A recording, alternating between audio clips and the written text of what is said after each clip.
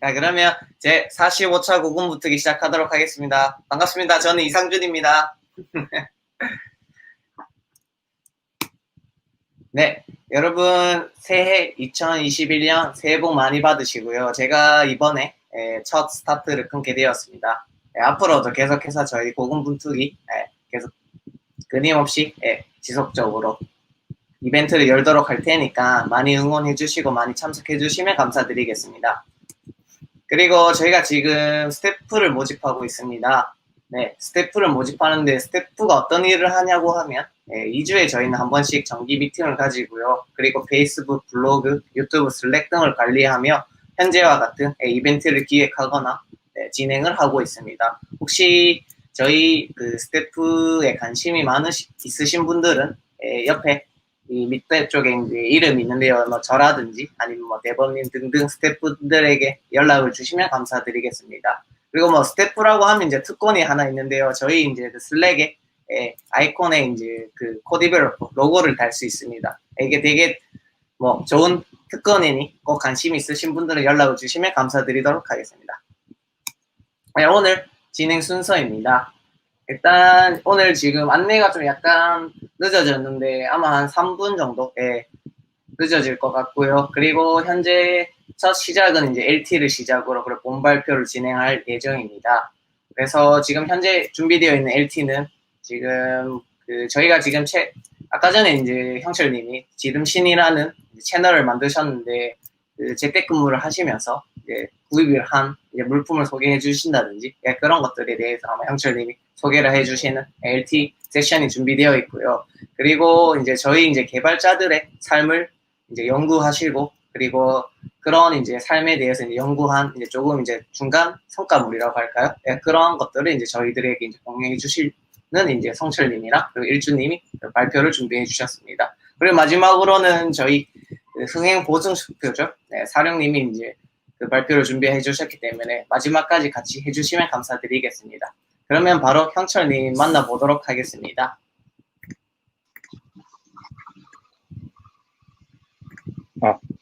들리시나요? 네, 형철님 잘 들립니다. 예, 안녕하세요. 네, 안녕하세요. 네, 형철님 오늘 지름신 잘 부탁드리도록 하겠습니다. 네. 예. 자, 그러면 잘 부탁드리겠습니다. 저는 이제 내려가도록 하겠습니다. 네. 잠시만요. 일단 타이머를 제가 15분이니까 15분.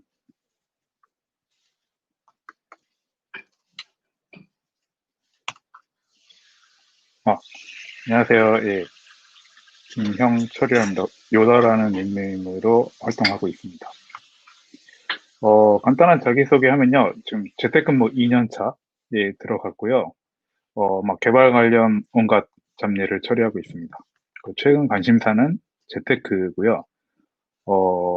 재택근무 덕분에 알리익스프레스 다이아몬드 멤버, 라쿠텐 이치바 다이아몬드 멤버가 되었습니다. 작년에 이제 코로나가 시작이 돼서 갑자기 이제 시작이 돼서 그 재택근무를 이제 하게 되었는데요. 보니까 작년 2월 말부터 그 재택근무를 하게 되었더라고요. 그래서 뭐 거의 1년이 다 되어 가는데 1년 동안 재택근무하면서 좀 이러저러한 지름 물품들을 좀 소개해 보려고 합니다. 먼저 이 데스크 LED 라이트인데요. 현재 제가 쓰고 있는데, 이렇게 그 모니터 위에다, 거치형으로 쓰는 이제 LED 램프 라이트인데요. 뭐 책상 위에서 책을 볼 때 좋고요. 아니면 이제 방 조명을 끄고, 켜고 일을 할 때 좀 이렇게 집중 모드 같은 느낌으로, 일을 하는 것도 가능하고, LED 램프라서 전기세도 많이 안 나오는 장점이 있습니다. 제가 실제로 구매한 사진인데요. 뭐 이런 식으로 길쭉하게 생겨가지고, 모니터 위에 이렇게 거치하는 방식이고요. 굉장히 그 밝고 밝기를 조절할 수가 있습니다. 이거는 이제 베이서스 LED 데스크라는 램프를 제가 산 건데요. 알리익스프레스에서 구입을 했고요. 그리고 이제 뭐 USB 전원이라서 별도로 뭐 아답터 같은 건 필요가 없고요. 뭐 밝기 그리고 이제 색온도죠. 뭐 흰색에서 약간 그 전구색 이런 식으로 색온도 조절도 가능하고요. 이 메모리 기능이 있어가지고 자기가 설정한 그 값을 이제 다음번에 껐다 켰을 때 그대로 이제 그 그 설정대로 켜지게 됩니다. 그리고 이제 저희 퍼온 건데 많은 분들이 이거를 좀 잘 모르시더라고요. 이거의 사용 방법은 이 각도가 이 전구가 눈에 비치면 안 되고요. 이렇게 밑을 향하도록 켜서 사용하는 게 올바른 사용 방법이라고 합니다. 예, 그 다음으로는 이제 스탠딩 데스크인데요. 뭐 회사에서 이런 식으로 이제 그 스탠딩 데스크를 써서 막 서서 일하기도 하고 앉아서 일하기도 하고 그런 식으로 일을 했었는데요. 이게 이제 집에서 일을 하게 되다 보니까 굉장히 스탠딩 데스크가 좋았구나라는 걸 깨닫게 되었습니다. 그래서 이제 회사 스탠딩 데스크를 알아보니까 이 오카무라의 스위프트라는 이제 데스크인데요. 기본적으로 이제 전동식이고 이 안전장치가 있어서 내렸을 때 아래 뭔가 걸리거나 하면은 자동으로 멈춘 다음에 약간 위로 올라가서 멈추도록 이런 이제 안전장치가 내장이 되어 있고요. 가격이 좀 이제 고가죠. 10만 원대 후반의 가격이 되어 있습니다. 그래서 이제 저건 좀 너무 비싸고 또 집에 놓을 장소도 없고 그래서 그 다음 찾아본 게 이제 이런 거치형 스탠딩 데스크인데요. 이거 종류가 굉장히 많거든요. 근데 이제 그냥 일반 기존에 쓰던 책상에 놓고 사용할 수 있고 아까 그 뭐 그런 10만 원 이상의 데스크에 비해서는 이제 가격이 좀 저렴한 편? 한 보통 10,000원 이하에서 10,000원대 정도 하더라고요. 그리고 이제 이 사진에서 보시듯이 이런 키보드 받침대가 있는 다양한 베리에이션의 모델이 있습니다. 제가 산 거는 이 비오존이라는 이제 회사의 모델인데요. 뭐 보시듯이 알겠지만 굉장히 심플한 디자인이고요. 뭐 별 자율그램 없이 그냥 심플한 디자인이고 이런 좌측의 레버를 이용해서 높낮이를 조절할 수가 있습니다. 이건 이제 아마존에서 구입을 했고요. 그래서 제가 이제 쓰고 있는 모습이 이런 식인데요. 썼듯이 이 최저 높이가 있거든요. 그러니까 이걸 가장 밑으로 내렸을 때도 여기 보이듯이 약간 이 책상이 떠 있는 느낌이 되게 됩니다. 그리고 이제 최고 높이가 있고요. 그러니까 이 구입을 하실 때 최저 높이가랑 이 넓이를 잘 확인하고 구입을 하셔야 될 것 같아요. 최저 높이가 이제 높게 돼 버리면 좀 이제 더 책상 위가 높아지니까 일하기가 좀 힘들겠죠. 그래서 구입하실 때는 이런 거를 잘 확인하시고 사시면 될 것 같습니다. 지금도 아주 잘 쓰고 있습니다. 저는. 그 다음에 이제 발 받침대인데요. 이게 이제 제가 예전에 썼던 이케아의 제품인데 굉장히 인기가 많더라고요. 그리고 실제로도 많이들 쓰고. 근데 제가 썼던 이 느낌으로는 이게 좀 고정이 안 돼가지고 좀 덜그럭덜그럭거려서 좀 쓰면서도 굉장히 좀 불편했었거든요. 그래서 이제 이번에 이거를 버리고 새로운 발받침대를 구입하게 되었습니다. 이거 이제 라쿠텐에서 구입했는데요. 뭐 이것도 좀 심플한데 이쪽에 이제 볼트를 이용해서 4단계로 이제 각도를 조절할 수가 있고요. 그리고 이제 밑에 고무 파킹이 있어서 미끄럼 방지 기능이 있고요. 이 4단계는 이제 고정을 아예 시킬 수가 있고요. 움직이지 않게. 그리고 이제 이게 이제 ABS 플라스틱이라서 굉장히 가벼워서 운반하기도 쉽고 보관하기도 굉장히 좋습니다. 그래서 이거를 아주 잘 지금 쓰고 있습니다. 예, 그 다음은 이제 의자인데요. 기존에 좀 사용하던 의자가 높낮이 조절이 때마침 고장이 나가지고 좀 이제 의자를 알아봤는데 제가 고른 이제 그건 무조건 이제 메쉬 재질의 의자, 기존에도 이제 메쉬 재질의 의자를 썼기 때문에요. 좀 찾아보니까 이런 이제 좌측에 에르고 휴먼 프로랑 이 우측에 에어론 체어 이런 두 가지 의자가 나오더라고요. 근데 이제 제가 고른 건 이제 허먼 밀러 이 에어론 체어인데요. 예전 회사에서 제가 한 5년 정도 사용을 해서 그때 굉장히 좋았던 기억이 있기 때문에 이거를 구입하게 되었습니다. 이 의자 같은 경우는 이 우측에 신형하고 좌측에 클래식 이렇게 신형하고 구형이 존재하고요. 사이즈가 이제 A, B, C가 있는데 이제 B가 가장 일반적인 사이즈, A는 좀 작고 C는 좀 크고 그런 식으로 되어 있습니다. 그리고 라인업이 이제 크게 이런 라이트, 베이직, 풀 라인업이 있는데요. 풀 모델은 이제 말 그대로 모든 기능이 다 들어있는 모델이죠. 그래서 뭐 틸트가 고정이 된다랄지, 포워드 틸트가 된다랄지, 아니면 뭐 팔걸이 조절 등이 되는 이런 모든 기능이 다 들어있습니다. 근데 라이트나 베이직 모델은 이제 팔걸이가 좀 고정이 안 되거나 아니면 이런 포워드 틸트 기능이 없거나 좀 그런 기능이 빠져 있는 대신 좀 가격이 저렴한 그런 모델이 되겠습니다. 그리고 저는 이제 에어론 체어의 그 B 사이즈 풀 모델을 구입했고요. 야후 옥션에서 구입을 했는데 가격이 저렴한 대신 이제 이게 무상 20년 AS인가 그게 되는데 이제 그게 안 되는 모델이었거든요. 근데 가격이 굉장히 매력적이었는데 이걸 살까 말까 고민을 했는데 그 재택근무 이제 시작되고 나서부터 그 재고가 매일매일 그 줄어드는 게 어마어마한 속도로 팔리더라고요. 그래서 거의 재고가 한 2개 정도 남았을 때 제가 이제 딱 구매를 했는데 사장님 직접 이렇게 배달을 해주시더라고요. 그래서 새 의자를 구입하게 되었습니다. 그래서 이제 이 의자 제가 아까 말씀드린 이 포워드 틸트 기능인데요. 일반적으로 약간 이렇게 보시듯이 앞으로 이제 등받이가 기울어져서 고정이 되는 기능인데요. 저희가 일반적으로 일할 때 이렇게 모니터를 보고 일을 하면 이렇게 뒤로 이런 식으로 뒤로 기대서 일을 하지 않잖아요. 모니터를 봐야 되기 때문에 앞으로 좀 쏠리잖아요. 그렇기 때문에 몸이 앞으로 숙여지는데 이 포워드 틸트 기능을 쓰면 의자가 약간 앞으로 기울어진 상태에서 정지가 되기 때문에 굉장히 이제 일하기 편하고 등이 이렇게 고정이 되는 굉장히 유용한 기능이라서 저는 아주 자주 쓰고 있는 기능입니다. 그리고 사이즈는 이런 식으로 보시듯이 이런 ABC 사이즈의 크기가 있고요. 그 다음에 이제 목받침인데 이 의자 기본적으로 목받침이 없기 때문에 이건 이제 별도로 구입을 했는데 이것도 이제 여러 회사의 제품이 있는데 저는 이제 이 엔지니어드 나우라는 회사 이 제품을 야후 옥션에서 구입했습니다. 이렇게 높낮이 조절이 가능하고 각도 조절이 가능합니다. 그래서 이런 식으로 이제 부착을 하면 이런 식이 되는데요. 한번 써보시면 진짜 이 목받침 없는 의자는 못 쓸 정도로 굉장히 편하고 좋습니다. 구입 안 하신 분은 꼭 구입을 추천드립니다. 목받침. 그 다음에 이제 이 맥북 2대 수납 스탠드인데요. 회사 맥북하고 제 개인 맥북 2대를 이제 사용 중인데 보통 이렇게 접어놓고 크램쉘 모드로 사용을 하거든요. 어차피 그 외장 모니터를 쓰기 때문에. 근데 이제 기존에는 이렇게 한 대만 수납할 수 있는 그 스탠드를 썼었는데 알리익스프레스에 이런 식으로 그 2대를 동시에 수납할 수 있는 스탠드가 있더라고요. 그래서 이제 이 폭도 조절이 가능하고 알루미늄 재질의 밑에는 이제 좀 미끄럼 방지 발판도 있고 해서 이런 식으로 이렇게 2대를 수납할 수가 있습니다. 그래서 지금은 이 2대를 이런 식으로 수납해서 사용하고 있습니다. 굉장히 이 강추인 아이템입니다.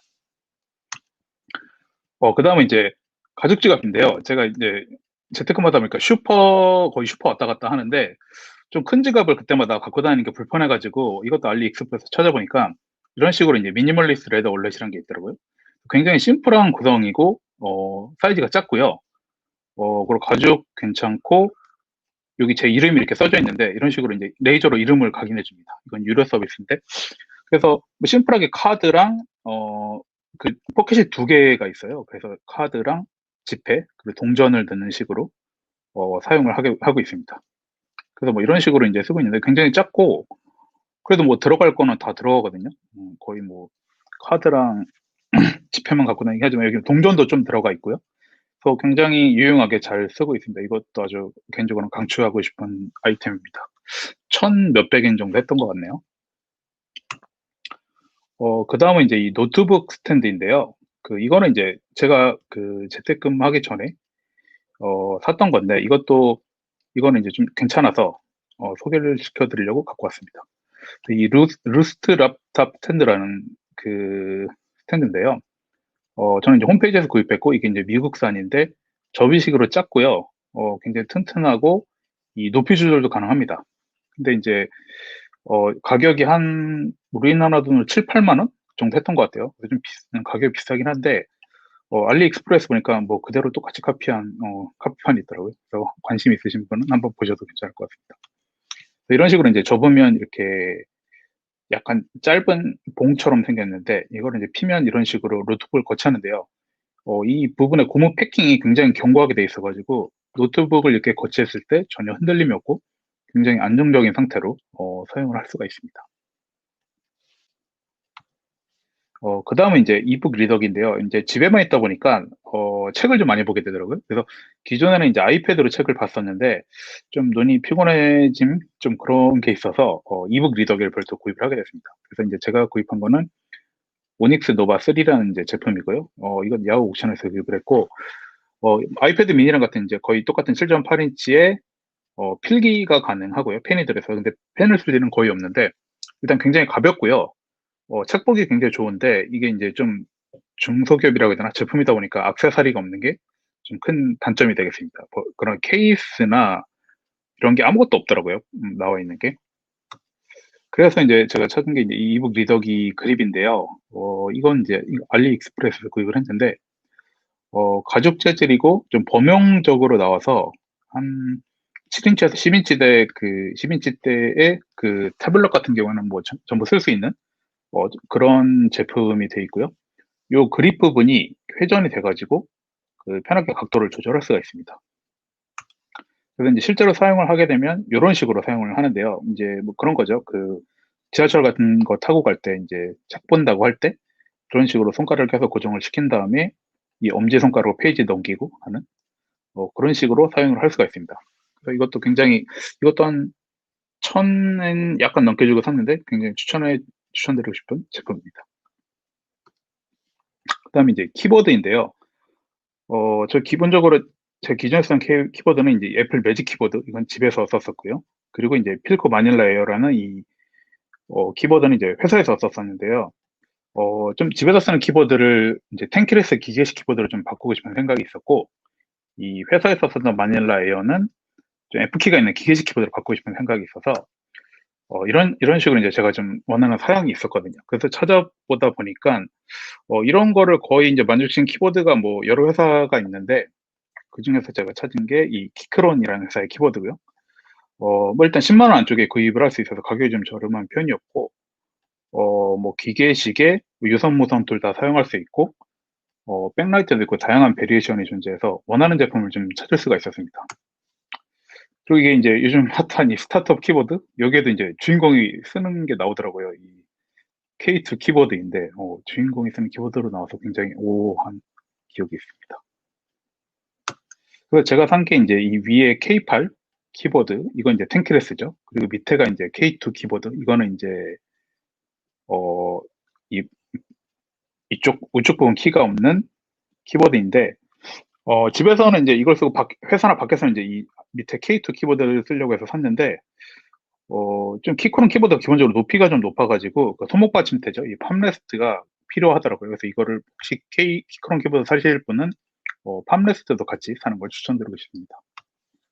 그래서 이게 이제 집에 사용하는 K8 키보드고 이제 칼라 백라이트 제품으로 사서 굉장히 좀 컬러풀한 키보드죠.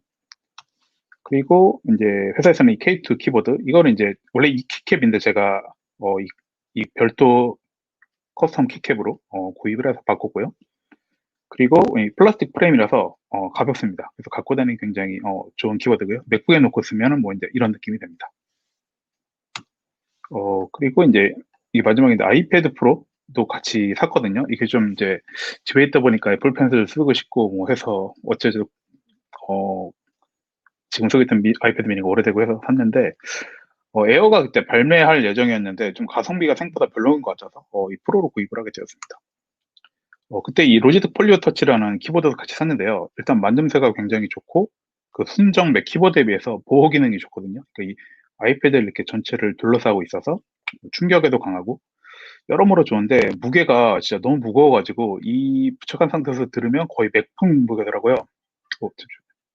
거의 맥북 무게더라고요. 그래서 이거는 이제 방출을 하게 되었습니다. 해서 산 게 이 이제 슈피겐 케이스인데요. 굉장히 튼튼하고 대신 전면부 커버는 없고요.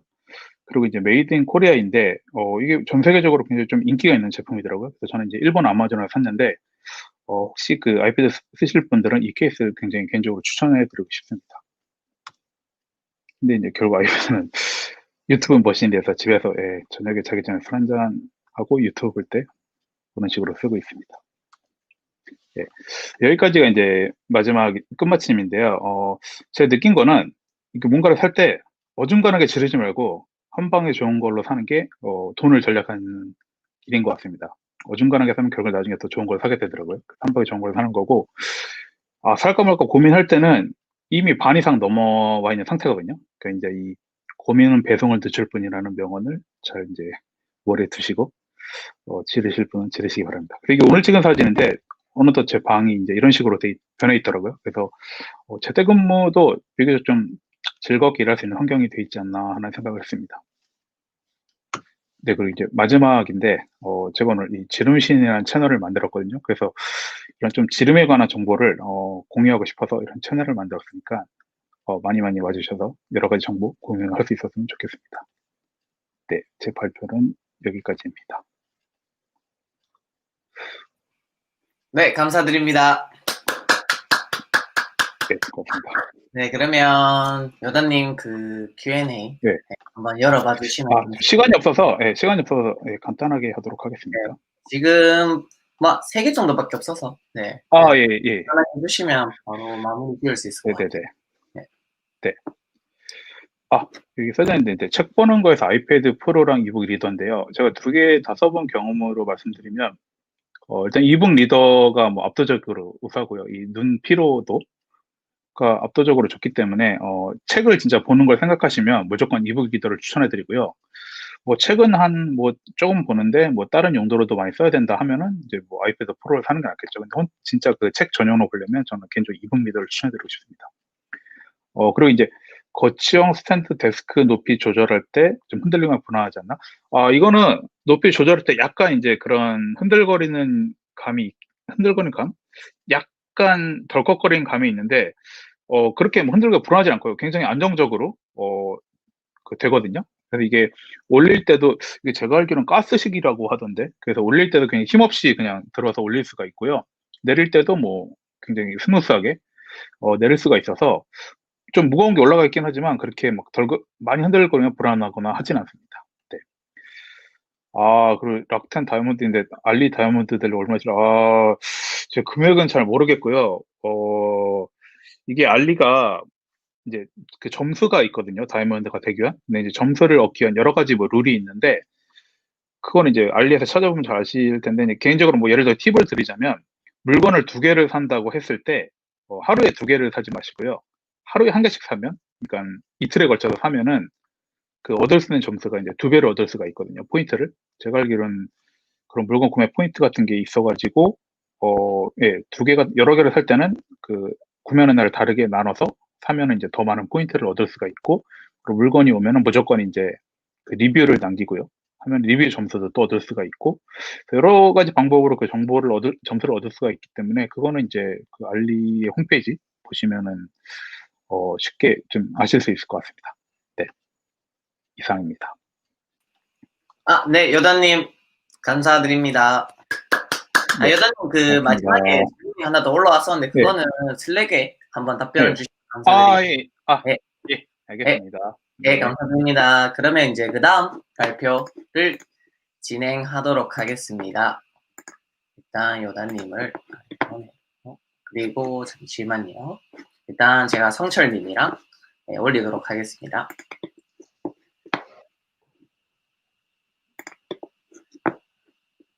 네, 안녕하세요, 성철님. 안녕하세요. 네, 그러면 발표를 잘 부탁드리도록 하겠습니다. 네, 감사합니다. 네. 먼저, 네, 제 이름은 노송철이라고 하고요. 저는, 개발자는 아니고 개발자분들의 관심이 많은 그 사이타마 대학에서 일하는 연구자인데, 사실 제가 오늘 엄청 긴장됩니다. 이 발표가. 보통 연구 내용을 이 개발 쪽이나 IT 산업과는 거리가 먼, 뭐, 사회학과, 경영학과, 경제학과 이런 분들 앞에서 발표하다가, 이게 이제 뭐 앞에서 주름 잡는 건지 제가 갑자기 생각이 안 나네요. 하여튼 이게, 번데기 앞에서, 이게 본진에서 이게 발표하려고 하다 보니까 엄청 긴장되고, 사실 제 발표 내용은 들어보시면은, 뭐 다 뻔한 얘기일 텐데, 저희 같은 그 외부에 있는 사람들은 진짜 재밌고 신기한 얘기였는데, 그, 개발자분들한테는 되게 뻔한 얘기일 것 같아서, 그렇긴 되게 망설였는데, 상주님이 다른 분들이 이 고군분투기 발표에 벽을 낮추는 의미에서 꼭 해야 된다 해서 네, 이렇게 오게 됐습니다. 그럼 시작하겠습니다. 네, 그래서 그 IT 소프트웨어 개발자가 아닌 입장에서 도대체 왜 이 주제에 개발자분들의 인생살이에 관심을 갖게 됐냐? 그러니까 한국에서는 이제 저 같은 사회과학자들한테는 연구하는 사람들한테는 너무 이제 중요해진 거예요. 이 소프트웨어 산업이 잘 아시는 것처럼 원가에서 차지하는 비율도 높아지고, 이제 심지어는 이제 한국에서는 그 필수 교육 과정이 됐잖아요.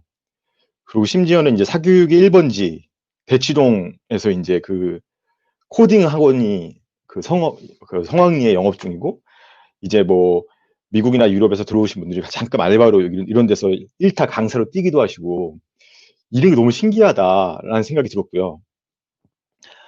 또 하나는 이제 제가 이제 관심이 많은 산업 정책이나 그 노동 시장 뭐 이런 쪽에서 봤을 때는 항상 개발자가 부족한데, 요 짤은 절대 없어지지 않더라고요. 20년째 회자되고 있는, 이거는 왜 어떻게 개발자가 모자른데 실제 이제 개발자분들의 위상은 왜 이럴까? 이런 게 너무 처음에 이해가 안 갔어요. 그다음 또 좀 제가 궁금했던 거는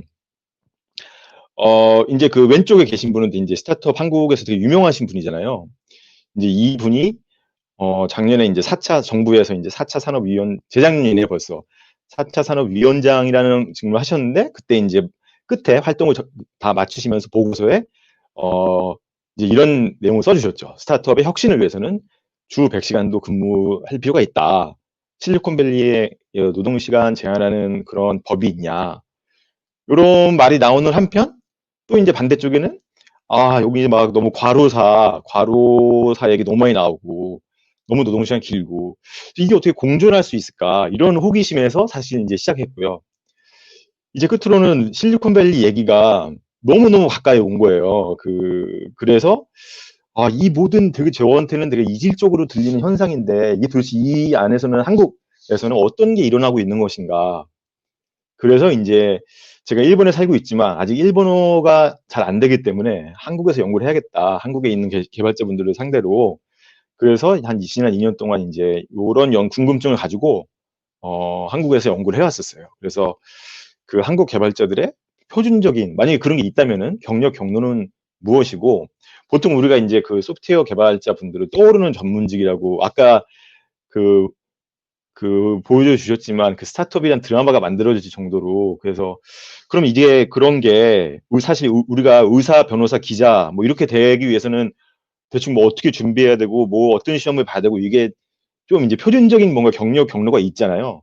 그러면 이제 소프트웨어 개발자가 되기 위한 그런 경로가 있는지 그리고 그 과정을 통해서 도대체 어떻게 이제 내공을 쌓아 가시는지 그런 쪽에 좀 관심을 갖고 한 2017년부터 이제 한국에서 한국 개발자분들을 인터뷰하기 시작했던 것 같아요. 근데 오늘 발표할 내용은 이제 막 커리어를 시작하신 이제 주니어 개발자분들 얘기에 초점을 좀 맞췄어요. 그래서 이제 막 시작하신 분 아니면 5년 차 이하, 특히 그 대학교 때 컴공 전공하지 않으신 분들이 어떻게 이제 개발자의 길로 접어드셨는지 얘기를 듣다 보니까 주로 이제 이런 그 배민에서 하는 우아한 테크 코스라든지 그 다음에 뭐 여러 가지 부트캠프, 그 다음에 뭐 국비 지원 교육 프로그램 이런 쪽에서 통해서 이제 개발자로 오신 분, 일을 시작하신 분들 얘기를 주로 듣게 되었습니다.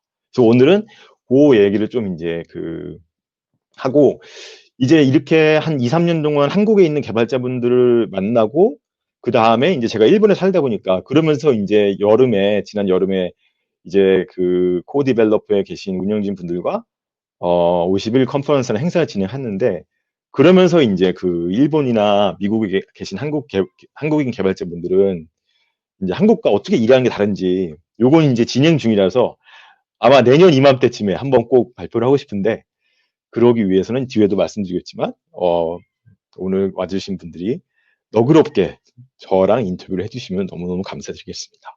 네. 그래서 저 연구 방법은 이제 주로 인터뷰를 해요. 네. 계속 틈틈이 말씀드리겠지만 앞으로 잘 부탁드리겠습니다. 네. 인터뷰를 하고 추가로 이제 잘 아시겠지만 뭐 클리앙이라든지 뭐 오키라든지 이런 한국의 개발자 커뮤니티가 있잖아요. 그런 쪽에서 이제 올린 게시글들, 막 진로 고민, 뭐 이런 거 막 모아서 분석을 했어요. 그래서 분석을 어떻게 했냐면은, 이게 막 이제 서로 이제 인생 얘기를 해달라고 이제 부탁을 한 다음에 지금까지 어떻게 살아오셨는지, 그걸 막 이제 모아서 거기서 이제 반복해서 나타나는 요소들 있잖아요. 이거 다 이제 여기 계신 분들도 익숙한 얘기인데, 좀 10년차, 20년차 되신 분들 뭐, 벤처 거품이 최고 쪽에 있었다라든지 뭐, 아이폰 처음 생겼을 때, 시장에 나왔을 때, 그때가 이제 분기점이었다. 이렇게 이제 계속해서 이제 공통적으로 나오는 아이템들이 있잖아요. 그걸 위주로 이제 분석을 했어요. 그래서 이제 한 결과, 이건 제가 그냥, 임의로 이제 용어를 붙인 건데요. 3가지 형태의 한국 주니어 소프트웨어 개발자분들의 그 경력 형태, 이야기들이 나오더라고요. 그래서 여기서 이제 스프린터, 마라토너, 그 다음에 보통 사람. 세 부류가 있는데, 제가 이게 이제 사실 경계가 애매한데요. 저희가 연구자들이 이제 분석을 하기 위해서 좀 더 이제 좀 특징적인 것만 모아서 이제 말씀을 드리려고 합니다. 그래서 먼저 스프린터 얘기를 드릴게요. 다시 말씀드리지만 다 아는 얘기일 거예요. 네. 근데 너그럽게 들어주시기 바라겠습니다. 첫 번째 이제 커리어의 시작은 어떻게 되냐. 이분들 대부분이 이제 그 공채 같은 데는 별로 관심이 없었고 삼성이나 뭐 현대 이런 대기업에 들어간 것보다는 우연한 기회에 아주 우연한 기회에 이제 소프트웨어 개발에 관심을 갖게 됐고 호기심이 이제 충족시킬 수 있는 분야라고 생각해서 그래서 그 계기가 됐던 게 보통 이분들이 이제 많이 토이 프로젝트를 처음에 그 시작으로 많이 말씀하시더라고요. 그래서 어떤 분은 뭐 카카오톡을 통해서 다 이제 비전공 분들이신데 학식 메뉴를 알림봇으로 한번 해주면 재밌지 않을까? 뭐 그래서 그다음에 맛집 찾기 앱을 한번 만들어 보면 재밌지 않을까? 그래서 여기서 이제 다 같이 말씀하셨던 게 코딩을 통해서 내 주위의 작은 불편함을 해결하는 즐거움. 그거를 이제 이 코딩을 하면은 이걸 되게 쉽게 할 수 있겠구나. 그런 즐거움으로 시작을 했는데 시작을 하다 보니까 이거 기술적으로는 좀 더 잘 알았으면 좋겠다. 그래서 이제 코딩을 배우고 싶은 의욕으로 그중에 몇 분들은 이제 아까 말씀드린 것처럼 컴공 전공하지 않으셨는데 그래서 이제 복수 전공을 택하기도 했는데 막상 이제 복수 전공을 해 보니까 전공으로 들어온 분들은 이제 좀 대기업 준비 많이 하고 실제로 뭔가 뚝딱뚝딱 만드는 것 같지 않아서 대학 과정에 좀 실망을 하고 그런 식으로 이제 커리어를 시작하신 분들이고 그럼 여기서 대학의 역할이 뭐냐라고 했을 때 이분들한테 되게 특징적으로 나타나는 게 이런 걸 많이 하셨더라고요. 아까 이제 이런 토이 프로젝트에 더해서 뭐 창업 경진대회, 창업 동아리 뭐 등등을 통해서 그 전공은 아니지만 이쪽 분들에서 일하는 뭐 창업자분들, 개발자분들을 좀 이제 알게 돼가는 대학이 그런 역할을 하는 것까지 대학의 역할은 이렇게 커리어를 시작한 다음에 그 다음에 이제 그 본격적으로 전개 과정에서 나타난 게 이제 그런 아까 말씀드렸던 배민에서 운영하는 뭐 우아한 테크 코스라든지 뭐 요즘 유명해진 코드 스테이지라든지 작년 말부터 시작한 서울 40이라고 요런 그 이제 부트캠프 형식의 프로그램들이 이제 많이 이제 그걸 통해서 본격적으로 시작했다고 하면서 그럼 도대체 여기서 뭘 배웠냐, 뭐가 좋았냐라고 했을 때 아마도 다음에 이제 사령님이 발표해 주실 코드 리뷰라는 게 이렇게 하는 거구나. 그러니까 앞에서 할 때는 혼자서 막 했는데 짝 코딩, 코드 리뷰 이런 게 개발자로서 그 한 발짝 더 깊게 들어가는 계기가 됐고 하나의 프로젝트로 뚝딱뚝딱 만드는 게 아니라 이런 그 부트캠프에서 몇 명이 팀을 이뤄서 애자일 방법이라고 부르는 걸 통해서 만들어가는 과정이 너무 재밌었다.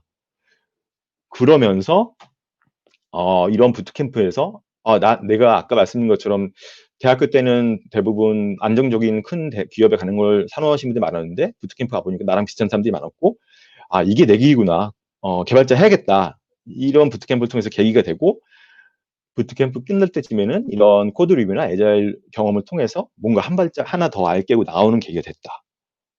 요 동시에 외부 조건이 2018년, 19년 이럴 때부터 개발자가 너무 이제 모자르니까 카카오나 뭐 네이버 배민 같은 데서 공채를 경력 없이 많은 분들이 사실상 경력 선발 같은 공채라고 하지만 어쨌든 이런 회사에서 공채로 개발자들을 경력 없는 개발자를 뽑기 시작하면서 자연스럽게 이제 경력을 이렇게 여기서 시작하는 분들, 뭐 아니면은 뭐 스타트업에 시작하신 분들, 이런 분들이 이제 되게 빠르게 시작되시는 거죠. 그래서 제가 이제 스프린트라고 얘기한 건데, 그럼 이분들이 이제 평소에 어떻게 공부하시냐 막 얘기 들어봤는데 저는 좀 놀랐어요, 사실. 그래서 왜냐면은 저는 사실 이제 제 분야에서 박사를 하고 열심히 연구를 하려고 하지만 이렇게 못 살거든요. 그래서 들으면서 되게 반성을 하기도 했는데 코딩 공부 이쪽 소프트웨어 엔지니어링 공부하는 거의 습관화, 즐거움 이걸 막 말씀하시는 거예요. 그래서 이제 한국에서는 다 이제 주니어 분들인데 1대1 커밋 하는 게 이제 운동이 됐다. 좋아서 하는 거죠. 좋아서 하신 건데 그 다음에 이제 또 하나가 이제 그 근황 업데이트, 내가 뭘 배웠고 앞으로 뭘 배울 거고 회사에서 무슨 일을 했고 이거를 이제 진짜 열심히 업데이트를 하시는 거예요. 그거 되게 블로그 저도 몇 번 해보려고 했지만 번번이 이제 이게 정말 부지런해야 되잖아요. 근데 그게 너무 힘든데 이분들은 진짜 되게 자주 블로그 심지어 유튜브까지 하시고 그 다음에 이제 그 사회적 연결망이 약간 이제 업그레이드 돼서 부트캠프 때 만났던 분들이 쭉 같이 가면서 스타트업이나 이런 데서 만났던 팀 분들이 되면서 회사 옮길 때 그게 이제 바로 마지막에 말씀드린 애자일 커리어라고 이제 부르려고 하는 부분인데 회사를 선택하는 데 있어서 내가 지금 예를 들어서 프론트엔드 하고 있는데 백엔드 기술을 배워야 되는데 그걸 통해서 한번 저기 가보자. 근데 아니네. 그럼 다시 한번 다른 주제를 실험해보고 경험해보고 또 결정하고 이걸 되게 빠른 주기로 반복하는 이런 식으로 커리어가 전개되더라고요. 그래서 그게 너무 신기했고 그 앞으로 이제 지금 최대 5년 차시니까 앞으로 이제 어떻게 커리어를 전개해 나가실 예정이신가요? 여기 들어봤을 때 스타트업으로 가서 지금 이제 네이버나 카카오에서 일하고 있는데 4, 5년 차신데 10년 차쯤에는 CTO 해야 되지 않겠냐라면서 가까운 시일 내에 스타트업으로 옮겨서 이제 좀 프로젝트를 조직하고 그런 걸 한번 해보고 싶다. 반면에 이제 스타트업 쪽에서 계속 해오신 분들은 네이버나 카카오나 뭐 라인, 쿠팡 가서 좀 대규모 서비스 하고 싶다. 여기서 한 발짝 더 나가신 분들은 이왕이면 실리콘밸리 가서 더 큰 서비스를 하고 싶다. 트래픽이 많은. 이런 분들이 하시는 게 이게 그냥 이제 아주 먼 미래 얘기가 아니라 아주 확실한 전략을 갖고 말씀을 하시더라고요. 예, 그래서 예를 들어서 실리콘밸리 가시려고 하는 분들은 실리콘밸리에 본사를 둔 한국 스타트업을 통해서 거기에 이제 입사를 해서 이제 가는 거를 그 비자 문제 해결하면서 가는 거를 물론 이제 그 미국 비자가 이제 좀 추천 방식이라 100% 보장은 안 되지만 이런 식으로 가려는 분들이 되게 많이 나타나고 있어서 제가 깜짝 놀랐고요.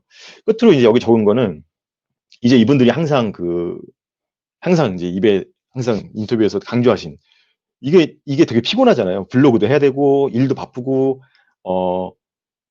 그 링크드인도 항상 계속 업데이트 해야 되고 하지만 재밌다. 그다음에 이제 그 토스가 되게 유명하잖아요. 그 한국에서는 노동 강도가 센 걸로 화끈하게 그런 데 가서 한번 경험하고 싶다. 그다음에 우리나라도 궁극적으로는 3, 40대에 은퇴할 수 있는 체제로 가야 된다. 미국처럼 그 스타트업에 엑시트할 때 거기는 개발자분들도 엄청나게 많은 돈을 싹옵션을 실행해서 3, 40대에 은퇴할 수 있는 체제로 가야 된다. 요런 이게 첫 번째. 예, 이제 스프린트라고 제가 나눴던 분은 아주 전형화한 분들이고요. 이제 두 번째 집단이 이제 마라토너라고 제가 분류한 분들인데요. 이분들은 이제 스프린터와 비교했을 때 입직 동기가 약간 이제 그러니까 가장 많이 나오는 게 이제 한국의 청년 실험 문제고 그러다 보니까 이제 그 주위의 추천이나 아니면 그 광고를 많이 보고 아니면 그 한국에 많은 그 청년 취업 지원 센터에서 상담을 받은 후에 6개월만 잘 버티면은 취업 100% 보장인 곳이 있다. 그래서 이제 국비 지원 교육 프로그램을 통해서 경력을 시작하신 분들인 거죠. 근데 이제 그 한국의 SI 쪽을 되게 잘 아시는 분이 되게 많겠지만 이게 이제 아까 스프린터 분들과는 다르게 이제 이쪽은 이제 되게 고난의 연속이잖아요. 그 대표적인 게 이제 막 6개월 마치고 갔는데 3년 차, 5년 차로 뻥튀기 돼서 파견된다든지 파견 초에 갔는데 저희가 되게 우프게 들었던 얘기는 외무부 쪽에 이제 그 공공 SI 파견 갔는데 지하 3층 지상도 아니고 지하 3층에 컨테이너 사무실이 있어서 거기서 열 몇 시간 동안 일하다 보니까 진짜 피부색이 안 좋아졌다라든지 그다음에 지방으로 갔는데 지방에서 이제 모텔 생활을 하는 이제 그런 고난의 연속 이게 그 처음의 시작이요. 그런데 그러다 보니까 고립되고 사회적 연결망이라고 했을 때 대부분은 이제 현장에서 만나는 프리랜서 개발자분들 이런 식으로 이제 연결이 되고 그렇게 시작한 다음에 그런데 이제 커리어가 전개되면서 역시 이제 숙련이 쌓이는 게 이분들한테 제가 되게 인상 깊었던 거는 이제 반복 구현을 통해서 그러니까 비슷한 프로젝트를 계속 하면서 이제 더 그쪽을 내공이 심오해지는 그다음에 이제 공부하는 것도 아까 이제 스프린터 쪽에서는 예를 들어서 블로그라든지 이런 쪽에서 내가 뭘 했고 어떤 거를 배웠고 앞으로 뭘 배우겠다 막 이렇게 항상 공개하잖아요. 근데 이쪽은 공부는 스스로 알아서 묵묵하게 항상 혼자서 코드 리뷰 짝코딩이 어려운 환경이고 혼자서 그래서 이제 궁극적으로 이런 걸 통해서 하려고 하는 건 되게 가능한 빠른 3년 차에서 5년 차 사이에 프리랜서 전환하고 실력이 있으면은 이제 일감 받는 거는 문제가 안 된다. 그렇게 이야기하면서 이분들이 이제 그 이쪽 한 5년 차에서 10년 차 사이에 막 쌓으려고 하시는 거는 가능한 이제 여러 가지 분야. 내 공공을 했으면 그다음 유통해보고 싶고 꼭 한번 해야 될 거는 이제 외주 개발에 SI에 꽂으려고 하는 게 나쁜 의미일 수도 있고 되게 안 좋은 의미이기도 한데 그 금융 쪽에 차세대 꼭 한번 해서 내가 내공을 쌓아가면서 그러면서 이제 이쪽 커리어가 전개되면서 주로 이제 그 하드급 업체 쪽 담당자분들과 네트워크가 형성되는 쪽으로 전개가 되는 거죠. 그 향후 커리어 계획을 물었을 때 두 부류로 나누더라고요. 그래서 하나는 여기는 이제 힘 조절하면서 오래 갈 수 있는 게 너무 좋다. 이제 4, 5년 차 되니까 나쁜 프로젝트도 뭔지 알겠고 좋은 프로젝트도 뭔지 알기 때문에 좋은 프로젝트 골라서 하면 된다. 그리고 특히 뭐 금융 쪽, 뭐 은행 앱이라든지 통신사 앱 쓰면서 보통 이제 숙련이 쌓이면은 경력 뻥튀기 하신 분들이 초반에 좀 헤매다가 나중에 좀 이제 실력이 좋으신 분들이 딱 가서 불을 끄는 그런 게 있잖아요. 그래서 그런 거에 소방수, 구원투수, 응급호흡기 역할. 그 다음에, 혹시 이거 자동화되는 거 아닌가요? 라고 여쭤봤을 때, SA는 특히 우리나라에서는 내 생애 안에 사라질 수 없다. 그래서 이게 이제 오래 갈 수 있는 직종, 이라고 항상 그걸 좋은 점으로 말씀하시는 분, 그래서 이제 사실 제가 마라토너라고 부르기도 한 건데요.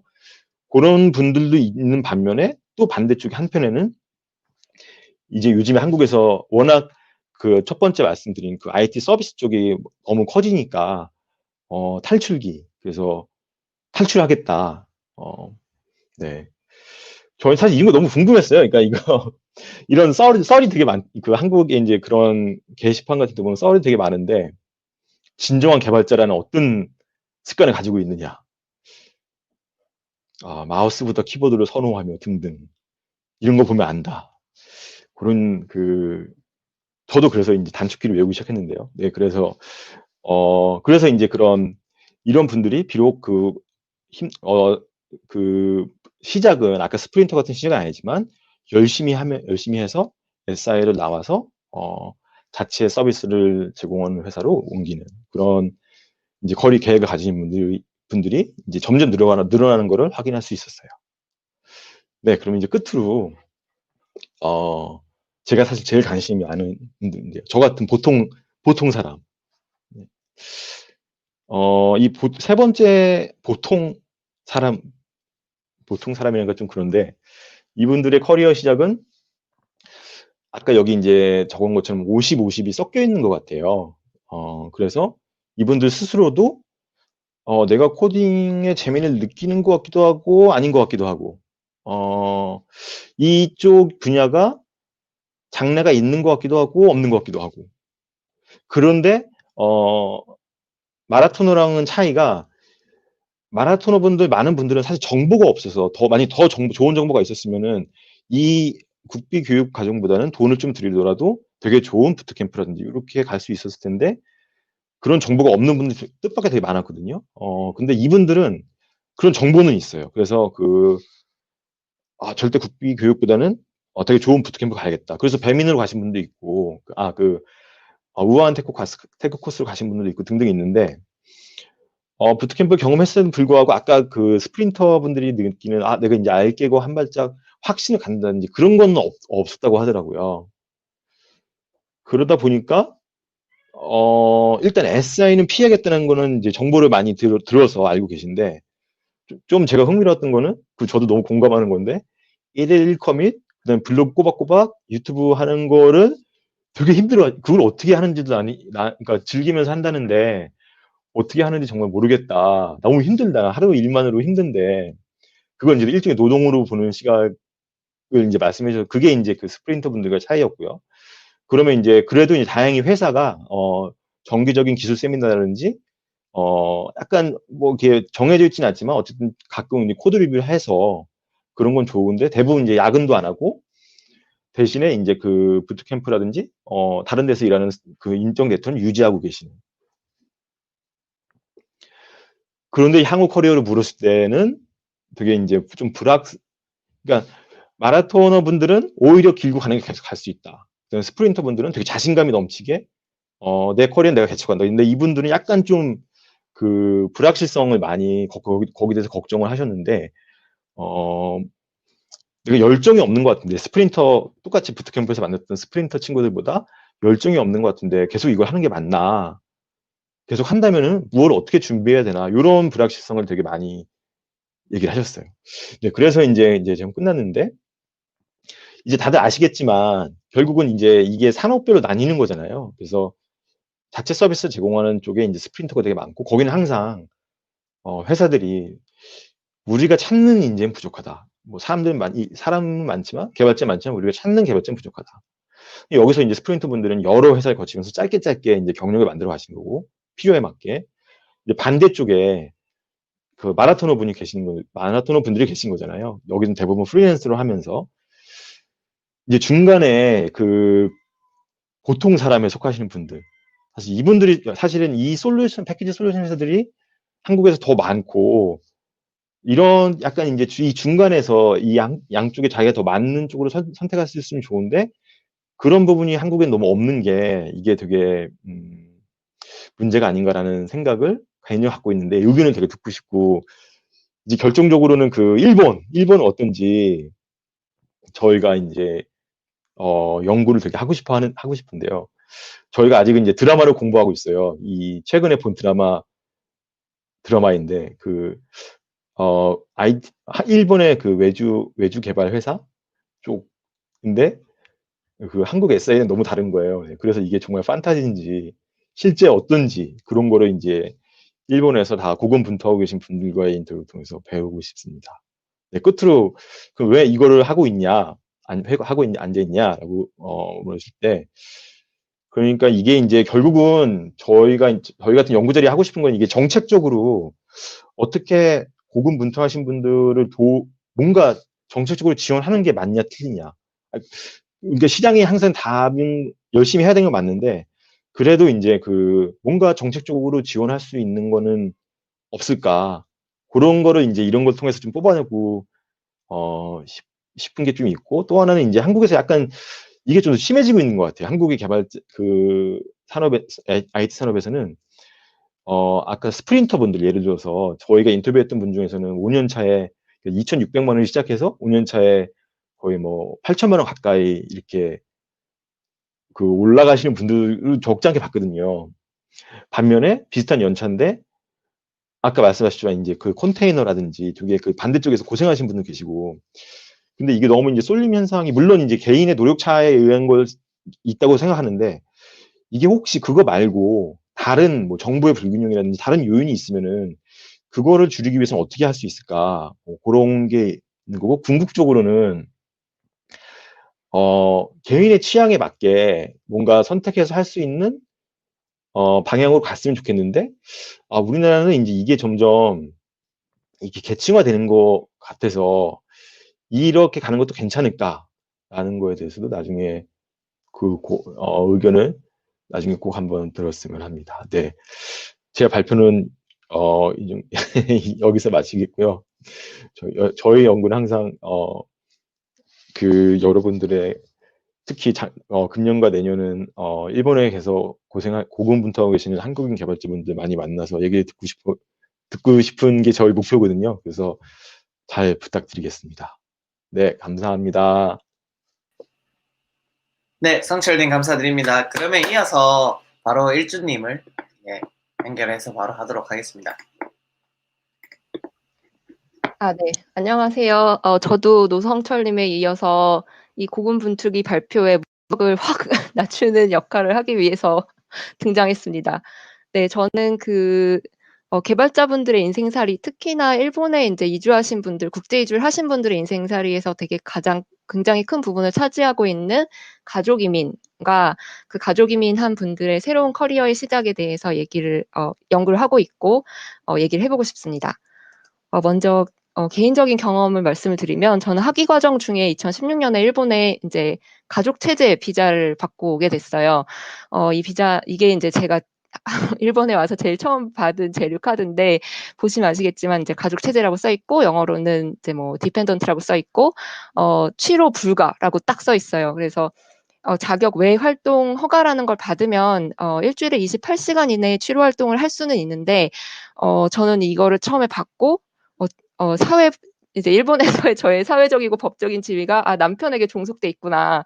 그래서 저는 이제까지 나는 되게 독립적인 사람이라는 정체성 가지고 있었는데 굉장히 충격을 받았고 다행히 이제 운 좋게 이듬해 취직을 하고 재료 자격을 변경을 했어요. 근데 저의 이런 개인적인 경험을 바탕으로 가족과 함께 이주하면서 커리어의 단절을 겪으신 이분들은 대부분 여성분들이 많으신데 이분들의 재취업에 관심을 갖게 됐습니다. 그래서 특히나 개발자분들의 국제 이동을 이제 성철님이랑 같이 이제 계속 이제 인터뷰도 하고 연구도 하면서 함께 이주하시는 가족들, 특히나 여성분들의 커리어에 대해서 더욱 관심을 갖게 됐고요. 그래서 한번 찾아봤어요. 이제 고숙련 이민은 개발자도 이제 고숙련 이민에 포함이 되는데 고숙련 이민 노동자의 부양가족 여성에 대한 연구를 주로 찾아보면 주로 이제 이민 역사가 긴 북미나 유럽 기반 데이터 바탕으로 한 연구가 많은데요. 이분들은 고학력, 여기서 말하는 고학력은 학부 학위 이상의 인적 자본의 소유자들이시고 그리고 이주 뒤에 직업적 지위나 수입이 굉장히 큰 폭으로 하락을 하고 그다음에 여타의 이민자들은 이제 시간이 지나면 이게 회복이 되는데 시간이 지나도 회복을 하지 못한다는 연구 결과가 있습니다. 문제로는 비자 문제가 있고 그다음에 남성에 비해서 이제 과학기술 분야처럼 국제적으로 이제 이전이 용이한 기술을 보유하는 경향이 낮은 저도 옛날 사람이긴 한데 제가 여고를 나왔는데 13개 반 중에 이과반이 3개밖에 없었어요. 이런 식으로 예. 남성에 비해서 스템 분야가 이제 적어서 그렇죠. 이제 국제적으로 기술을 옮겨서 이제 같이 가져오기에 힘든 그리고 보통 주 양육자가 되기 때문에 노동시장 참여가 힘들고 또 수용국에서의 노동시장에서 성별 및 인종차별의 문제도 있었고요. 이런 요인들 때문에 노동시장 참여가 힘들었고요. 그럼 어떻게 극복하고 있는지 연구들을 보면 이민자로서의 정체성이나 네트워크를 활용해서 통번역가가 된다든지 이민자 관련 단체에서 일을 하면서 이민자 커뮤니티랑 수용국의 커뮤니티를 이어주는 문화 브로커 역할을 하는 이제 커리어를 개발한다든지 수용국 노동시장에서 필요한 전문성을 확보하기 위해서 뭐 전문학교에 가든가 대학원에 가든가 이런 재교육을 한다든지 아니면은 나는 전문직인데 이런 정체성을 유지하는 게 이 이민 온 국가에서는 불가능하구나 해서 결국은 본국으로 돌아가는 이런 슬픈 극복 방법들이 있었는데 결국은 이런 연구들이 이제 시사하는 바는 여러 나라들이 고숙련 이민자 유치를 위해서 이제 이민 정책을 막 정비를 하잖아요. 그러면서도 정작 이미 국내에 있는 아까도 얘기했다시피 이제 이분들은 굉장히 고학력이고 인적 자본을 이제 풍부하게 가지고 있는 분들인데 이걸 제대로 활용하지 못하고 있는 현실을 이제 보여주고 있는 거죠. 그러다가 이제 제가 이 주제에 관심을 갖고 있다가 이제 2019년부터 이제 시범적으로 좀 우선 이제 실리콘밸리 지역을 중심으로 경력을 보유하고 있는 이민 여성들의 커리어 개발에 대해서 인터뷰를 하던 중에 작년에 이제 코디벨로퍼에서도 이제 여러분들이 연사로 참여를 하셨고 이제 올가나이즈도 하셨는데 50일 컨퍼런스를 통해서 미국 쪽 참가자인 그 심플스텝스 김두현 대표님을 통해서 이제 단체를 알게 됐고 이게 이 홈페이지 첫 화면이에요. 그래서 경력을 보유한 이민 여성들의 재취업을 좀 돕는 비영리 단체고 2017년에 시작을 했고요. 이런 이민 여성들에게 자기 개발과 커리어 개발을 도와준 여러 가지 워크숍을 열고 있고 다양한 스터디 그룹도 운영을 하고 있고 거기에는 이제 파이썬 완기 초반이 있어서 저도 그 파이썬 완기 초반에서 지금 재미있게 유데시티 강의를 듣고 있고요. 그다음 경력 보유 한국 여성들의 자원을 알아봐 줄 수 있는 그러니까 한국어 능력이나 한국어 문화에 대한 이해를 자원으로 보고 이걸 잘 평가해 줄 수 있는 현지 기업들, 이제 이 기업들은 주로 한국계 스타트업들이 많은데 이분들과 잡 매칭을 해주는 이런 단체입니다.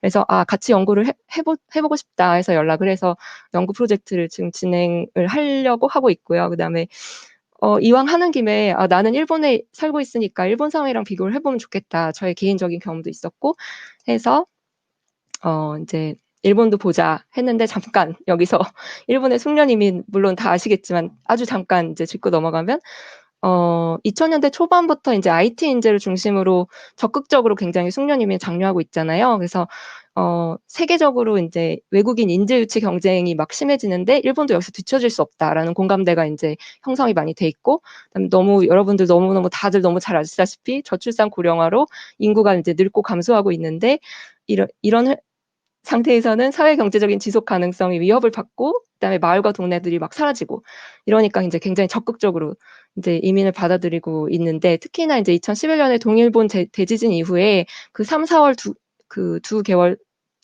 3, 4월 동안 50만 명의 외국인이 이제 출국을 했대요. 그래서 나중에 그 중에 굉장히 많은 사람들이 되돌아오긴 했지만 여전히 그 동일본 대지진 전후로 회복되지가 않아서 숙련 이민자들을 좀 더 적극적으로 유치하자 해서 2012년에 고도 이제 포인트 제도를 도입해서 일정 포인트를 획득을 하면 고도 인지 자격을 주고 이 자격이 있으면 1년 뒤에 바로 영주권 신청이 가능하죠.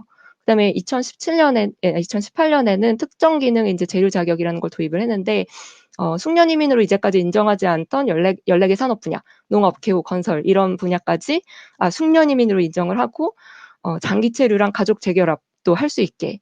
근데 이제까지 이제 일본의 기본적인 이민 정책은 이렇게 장기 체류랑 가족 동반 이주까지 가능한 거는 이제 굉장히 고숙련 이민자들만 가능했는데 이런 식으로 굉장히 이민의 문호를 팍팍 넓히고 있죠.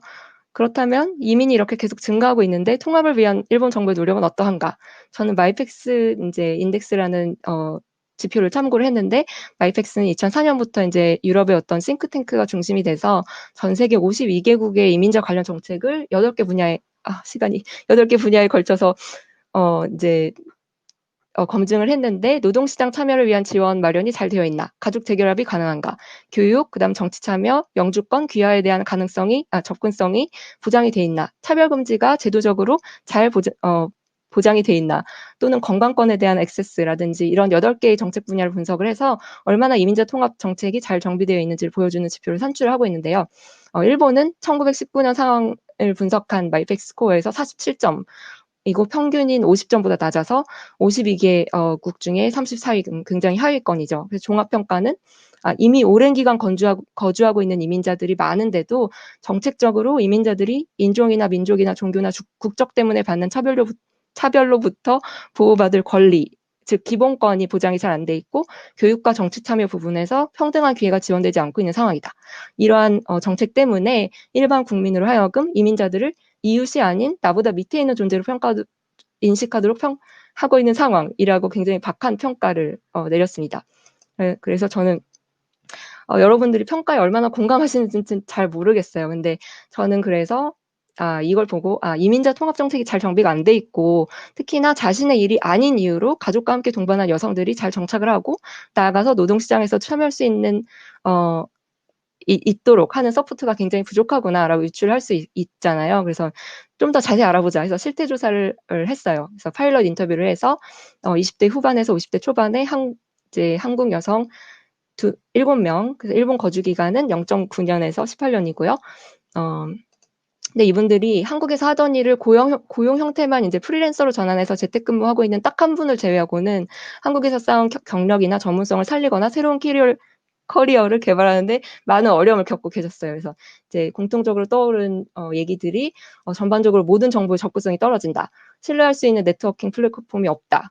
심리적으로도 굉장히 무기력증에 시달리고 있다. 사회적으로 나의 자리가 너무 없다. 이 나이에 너무 늦은 게 아닌가라는 생각이라든지 일본의 커리어 기회에 연결해준 통로가 너무 없다. 지자체에 일본어 소프트가 있긴 한데 그걸 이제 직업까지 연결해주는 그런 체계적인 정책이 부족하다. 이런 지적들이 이제 나왔습니다. 그래서 좀 더 본격적인 실태 조사를 하기 위해서 저는 미국과 일본의 가족 이민 여성들의 커리어 개발 연구를 앞으로 계속 할 생각이고요. 다행히 너무 감사하게도 레이더랩의 운하리 대표님도 같이 아이디어를 굉장히 많이 내주시고 같이 해보자. 라고 하셨고 심플스텝스 김도현 대표님이나 노성철님이나 다른 연구자분들도 같이 이제 해보자 해가지고 연구비를 신청을 했는데 연구비를 딸 수 있으면 좋겠습니다. 아무튼 그래서 플랫폼을 만들고 싶은데요. 일본에 이미 잘 정착해서 커리어를 잘 이어가고 계시거나 아니면 한국에 있는 전문직 선배들한테 이제 배우고 네트워킹 할 수 있고 또 이들이 굉장히 좋은 인적 자본이기 때문에 이들에게 관심을 갖고 있는 일본 기업들과도 연결해 줄 수 있는 플랫폼을 나중에는 이제 철저한 실태 조사를 통해서 만들고 싶습니다.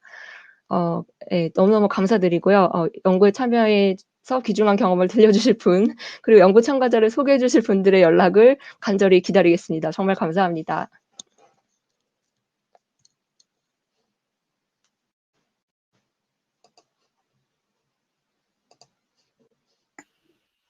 감사드립니다. 일주님, 그, Q&A 화면 공유 좀 부탁드려도 괜찮을까요? 네, 그리고 했습니다. 이제 성철님도 위로 올릴게요. 네. 그래서 두 분이서 이제 읽으시면서 답변을 해주시면 감사드리겠습니다. 일단 이 세 개만 질문을 받도록 하겠습니다. 네, 연구하면서 제일 먼저 제가 연구하면서 제일 공감 또는 잘 이해하기 어려웠던. 네, 먼저 제가 님, 마이크가 꺼져 있습니다. 죄송합니다. 네, 다시 먼저 부탁드립니다. 예, 먼저 제가 제일 처음 해주신 연구하면서 제일 공감 가는 이야기, 제일 이해하기 어려웠던 부분, 이제 그쪽 제가 먼저 답변을 드리자면은 저희가 고양이를 키우거든요. 지금도 뒤에서 계속 냥냥거리고 있는데 면접에 참가해 주신 분들 중에서 이제 고양이를 키우는 분이 있었는데 아까처럼 이제 그 마라토너셨어요. 마라토너 그 SI 쪽 일하시는데 그분이 이제 그 아까 말한 잠깐 외교부 외주 개발하는데 SI 개발하는데 이제 지하 주차장 컨테이너 일하신 분인데 그분이 그거 끝난 다음에 지방에 이제 내려가신 거예요. 그 지방 그 모텔 바로 또 그 다음에 모텔로 가게 돼서 이제 개발을 하시는데 가야죠라고 어떻게 그래서 가는데 이제 고양이를 같이 키우는 입장에서 고양이를 이제 키울 수가 없잖아요. 데려갈 수가 없잖아요. 그래서 부모님 집에 고양이를 입양 보내고 고양이를 맡기고 이제 저 먼 지방 포항 근처로 이제 개발하러 가시면서 그때 이제 그 SI 탈출 아까 잠깐 말씀드린 계획을 세웠다. 이건 더 이상 이건 안 되겠다. 그래서 이제 스타트업으로 옮기셨어요. 제가 잘 나가는 스타트업으로 잘 옮기셨거든요. 그래서 그 얘기가 너무 기억나요. 그러니까 같은 MO인으로서 기억나는 게 하나 있고 또 하나는 아까 그 스프린터 분들 있잖아요. 그분들은 이제 그 되게 그 합리적으로 이 스타트업이 내가 제공할 수 있는 게 뭐고 그 다음에 옮길 때도 그 스타트업에서 제공할 수 있는 게 뭐고 이렇게 쫙쫙쫙쫙 되게 계획을 잘 세우셔서 옮겨 다니시는데 그 고양이 때문에 결국 SI 탈출을 결심하신 그분한테 그래서 스타트업 쪽으로 넘어오신 다음에 가장 좋아하는 게 뭐였나요? 라고 여쭤보니까 저도 뭐 그래서 좀 비슷한 거 이제 예상했거든요. 뭐 그동안 배우지 못한 거 아니면 코드 리뷰를 할 수 있게 됐다. 뭐 등등등 이제 알았는데 그분이 딱 하시는 말씀이 내근을 할 수 있게 돼서 너무 좋다고 말씀하셔서 갑자기 숙연해지면서 소주 생각이 확 나더라고요. 그래서 한국 가면은 꼭 소주를 한잔 하기로 했는데 네, 그분이 계속 잊혀지지가 않네요. 네. 그래서 저희 연구는 이렇게 개개인분들 얘기 듣다 보니까 그게 저희는 항상 너무 신선하고 좋은 귀중한 이런 얘기들을 다들 잘 들려주셔서 저희 너무 이제 연구하면서도 일주님도 같이 이제 하고 있는데 그런 게 너무 보람 있는 것 같아요. 그 사람 여기 얘기 듣고 그런 걸 통해서 저희도 되게 사실 많이 생각하게 되고 저희 살아가는 거에 대해서 예, 등등등. 그래서 돌고 돌아 다시 한번 부탁드리는 거는 꼭 기회가 된다면은 참여를 좀 부탁드리겠습니다. 네. 일주님이 위에 질문해 주시면 좋을 것 같은데요. 일본에서 만난 인터뷰 하신 분들의 얘기. 저는 예, 저도 비슷하게 이제 공감을 하고 일본에서 만난 분들 중에 한국에서의 커리어를 이제 계속 유지하기 위해서 계속 한국이랑 일본을 왔다 갔다 하면서 계속 아이를 데리고 한국에 가서 계속 한국에서 살다가 또 다시 '아 이건 안 되겠다. 남편이 너무 일본에서 혼자 사는데 너무 힘든데.' 해 가지고 다시 일본에 갔다가 또다시 '아 그래도 날 커리어도 중요한데.' 하고 다시 일본에 왔다가 죄송해요. 한국에 왔다가 그런 식으로 너무 힘들게 계속 이제 현해탄을 계속 건너면서 왔다 갔다 하시다가 그러다가 결국 포기를 하시고 '그래도 가족이 같이 사는 게 중요하지.' 하고서는 인제 일본에 인제 정착하신 분 얘기가 너무 계속 인터뷰하면서도 너무 폭풍 눈물을 흘리시고 저도 같이 울고 막 난리도 아니었는데 네, 그분 인터뷰가 아직도 기억이 나고 정말로 이제 일본에서도 여기 이제 활약하는 이런 말 많이 쓰잖아요. 일본에서도 활약을 할 수 있는 환경이 만들어줬으면 좋겠다고 너무너무 예, 느꼈었습니다. 네. 그리고 더 일본에서 저희가 만나신 분들에 대한 인터뷰 결과는 이제 성철님이 얘기하셨듯이 내년에 이제 저희 지금 IT 개발자분들이나 IT 업종에서 일하시는 분들을 지금 계속 인터뷰를 하고 있기 때문에 내년에 정말 네, 이렇게 고군분투해서 다시 발표해드릴 수 있을 것 같아요. 그리고 그 다음 질문은 성철님인 것 같아요. 네, 끝으로 빨리 답변 드리겠습니다. 이거 진짜 저도 이거 되게 고민 많이 했거든요. 그 인생이란 도대체 무엇인가 이런 거랑 연결되는 것 같아요. 그러니까 이거 또 기억나시는 분이 아까 말씀드린 것처럼 우아한 테크 코스 말씀드렸잖아요. 배민에서 하는 그 주로 비전공자분들을 통해서 하는 부트캠프 9개월 동안 하고 그 중에서 정확히 공식적으로 배민에서 밝히지는 않지만 50에서 60%는 이제 거의 취업을 하거든요. 배민으로. 되게 많은 연봉을 받고. 근데 이제 저희가 인터뷰했던 분은 이제 그게 안 된 거예요. 그 배민에 취업이 안 되고 이상하게 그분은 다 네이버도 넣고 카카오 다 넣었는데 다른 그 부트캠프 동기분들은 다 됐는데 이제 계속 안 된 거예요. 그러면서 이제 그 구로 디지털 단지 쪽에 있는 SI 플러스 솔루션 쪽으로 간 거죠. 근데 솔루션이 다양히 더 이제 많은 쪽이라서 그걸 갔는데 그분이 이제 막 이제 얘기를 하는데 저희랑 얘기를 나누는데 이제 처음에는 조바심도 나고 같이 일하신 분들은 다 면접 하나씩 그 유명한 회사 IT 서비스에서 가는데 이분은 계속 이제 안 돼서 조바심도 나고 그랬는데 이제 좀 시간이 지나고 나니까 지금 있는데도 되게 괜찮은 것 같다. 결국은 이제 나한테 맞는 삶의 방식이 무엇냐. 그래서 아까 그분이 이제 아까 말씀드린 나는 그렇게 블로그도 이렇게 매일매일 못 올릴 것 같고 일에 집중한 것만도 힘든데 그것까지는 너무 힘들다. 이렇게 말씀하신 분 중에 한 명이었거든요. 그래서 이게 저는 아까 끝날 때 말씀드린 것처럼 각각의 이제 장단점이 뚜렷하잖아요.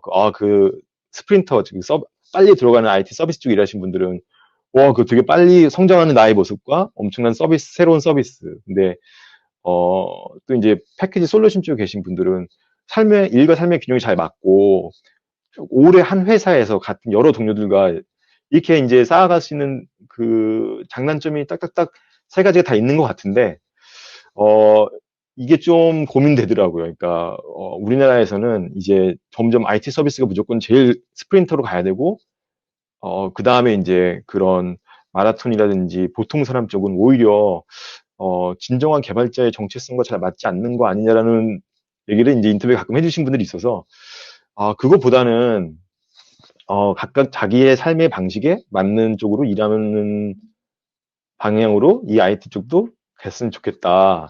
그리고 아까 말씀드린 것처럼 일본은 어떤지 너무 궁금하고, 네. 그래서 다시 한번, 저희가 이제 여기 슬랙에, 그냥 가볍게 얘기 나누실 수 있는 분이 있으면은, 저희가 사실 몇 분과 얘기를 나눴거든요. 근데 좀 더 많은 분과 이제 1년 동안 얘기를 나누고 정리해서 내년에 또 이런 시간을 가질 수 있었으면 좋겠습니다. 감사했습니다. 네. 연구에 지원해 주셨으면 하시는 분들의 정보를 간략하게 슬랙에 남기겠습니다. 감사합니다. 네, 일준님, 성철님 고생 많으셨습니다. 수고하셨어요. 네. 네, 내년에 또 기대하고 있겠습니다. 네, 그러면 혹시나 그 인터뷰에 만약에 성철님이나 일준님에게 연락이 오면 저희 멤버분들 흔쾌히 인터뷰에 응해주시면 대단히 감사드리겠습니다. 그 이야기가 이제 저희가 이제 내년에 이제 다시 듣는 걸로 하시지요. 네. 감사합니다. 성철님이나 일준님 고생 많으셨습니다. 자, 그러면 이제 사령님 발표 이어서 하도록 하겠습니다.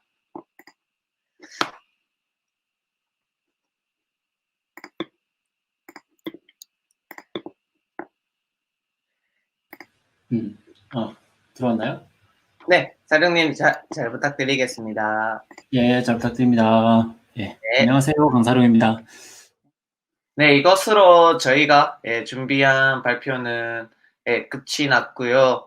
자, 저희가 이제 항상 이제 발표자분들을 이제 섭외를 하거나 이제 준비를 해서 진행을 하고 있는데 혹시나 뭐 발표를 하시고 싶으신 분이 계시면 언제든지 저나 저희 다른 그 스태프분들에게 연락을 주시면 네, 그 스케줄을 조정을 해서 발표를 하실 수 있도록 서포터를 해드리도록 하겠습니다. 네, 이상으로 저희 고군분투기를 마치도록 하겠고요. 그리고 이제 마지막으로 발표자분들 이제 올려서 제가 마지막 인사를 하고 이제 마치도록 하겠습니다.